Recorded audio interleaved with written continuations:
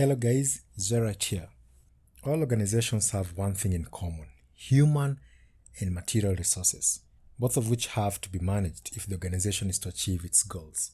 By the end of this lesson, you will be in a position to explain what is management, importance of management, management roles, and levels of management. Real quick, do make sure you get a copy of notes that go with this video, for we'll make some reference to it. Such can be found in our website, zeriteventures.com, or in the link provided in the video description. Interesting thing is that there is no single universally accepted definition of management. So where does that leave us? Well, there are a number of writers who tried defining it. According to Rosemary Stewart, management is deciding what is to be done and then getting people to do it. Interesting, right? Management is to forecast and plan, to organize, to command, to coordinate, and control, said Henry Fayol. Mary Parker Foley looked at it as the art of getting things done through people. She even went ahead and simply summarized management as sensible working arrangement. Inasmuch as these writers all emphasize different elements, there is a degree of commonality in what they have to say. We could pick out 4 processes as being central to management. That is planning and decision making, organizing, directing, and controlling. Putting all of that together, we can simply define management as the process of planning, organizing, directing, and controlling the organization's resources in order to achieve the organization goals.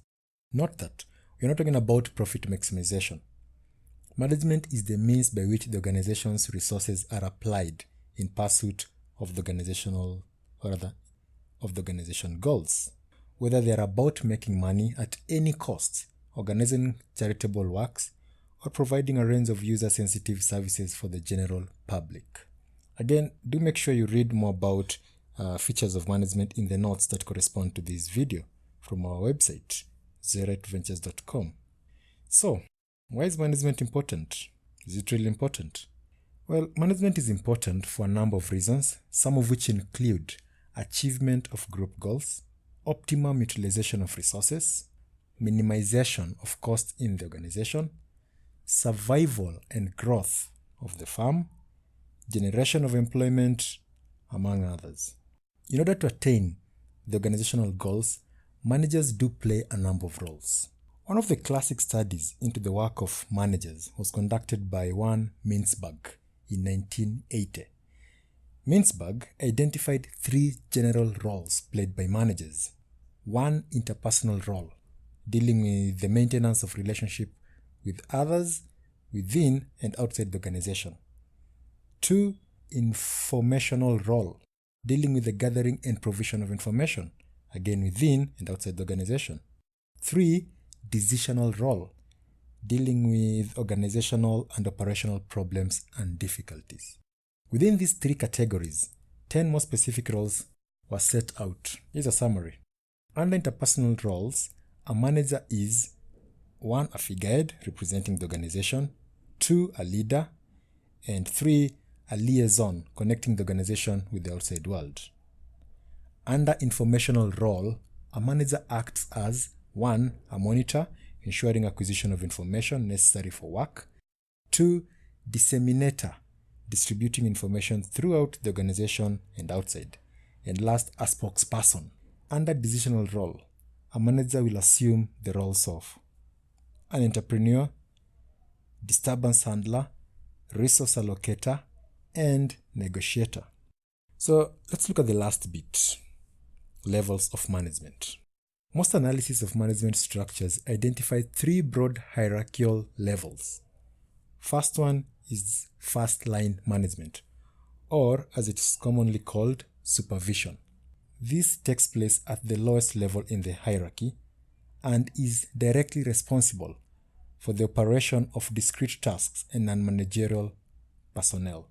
This level is sometimes referred to as the technical level, being concerned primarily with the undertaking of actual work processes. The second is the middle management. This occurs between the senior management and the first-line supervisors. This level is responsible for the work of managers at lower level and a range of more senior operational staff such as specialists, technicians, and professionals. In some analysis, this level is referred to as organizational level.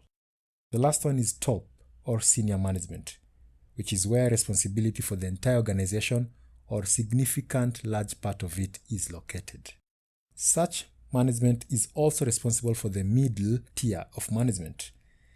This level is often referred to as institutional or corporate level, being concerned more with organization as a whole, its goal and its relationship with its environment.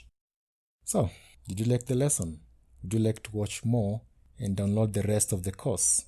It's easy. Simply visit the website www.zeriteventures.com and download notes and past papers and video tutorial to help you prepare for your exams today.